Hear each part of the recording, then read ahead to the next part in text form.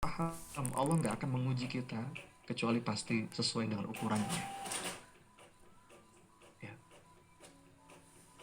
Bahkan kalau kita membedah pola suksesnya Nabi Musa, ini sering saya sampaikan di banyak kesempatan. Nabi Musa itu teman-teman, ketika mendapati atau menghadapi sebuah permasalahan yang begitu berat, apa yang pertama kali dia minta? Rabbi syrahli Lapang dada. Doanya gimana? Rabbi sadri syrahli sadri.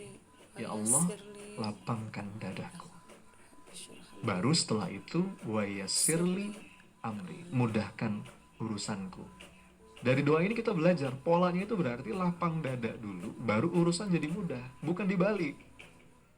Berapa banyak di antara kita yang berpikir, Mas, nanti kalau urusan saya udah mudah, baru dada saya lapang. Ternyata terbalik itu.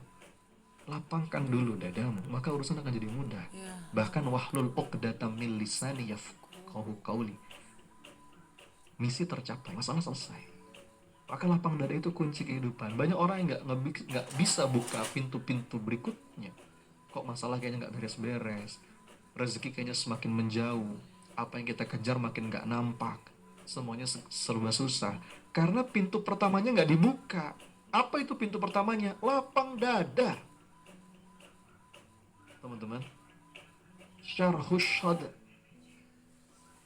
Makanya doa Nabi Musa, Rabbi syrahli sadri.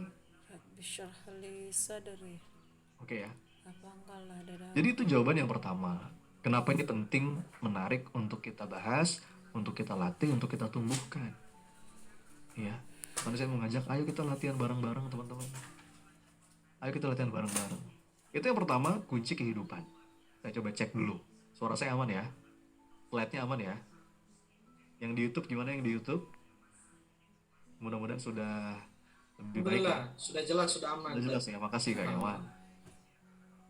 Nah, yang berikutnya adalah ada tiga nih saya bilang tadi. Yang pertama, lapang dada itu key of life, key of success. Sukses dunia, sukses Sukses akhirat. akhirat. Bahagia dunia, bahagia akhirat. Saya akan coba jelaskan bagaimana apa hubungannya. Kenapa lapang dada itu saya sebut tadi sebagai kunci untuk bisa sukses bahkan di dunia. Ya. Ada bahkan risetnya banyak banget. Jadi para peneliti itu, ini diantaranya ada satu tokoh yang cukup populer kalau dalam dunia positif psychology, namanya Barbara Fredrickson. Ini generasi kedua Balik Ray, setelah Martin Seligman ya. aman Ji. Dia punya buku judulnya Positivity. Jadi kalau dalam bahasa ilmiah itu lapang dada istilahnya banyak ya. Di antaranya positivity. Inti dari risetnya beliau begini, orang yang lapang dada cenderung akan bisa menghasilkan karya hebat. Orang yang berlapang dada cenderung akan menumbuhkan banyak kebaikan. Orang yang berlapang dada lebih mampu menyelesaikan berbagai persoalan. Ya. Dan dalam riset yang lain disebutkan bahwa orang yang lapang dada itu cenderung lebih sukses, jabatannya lebih tinggi.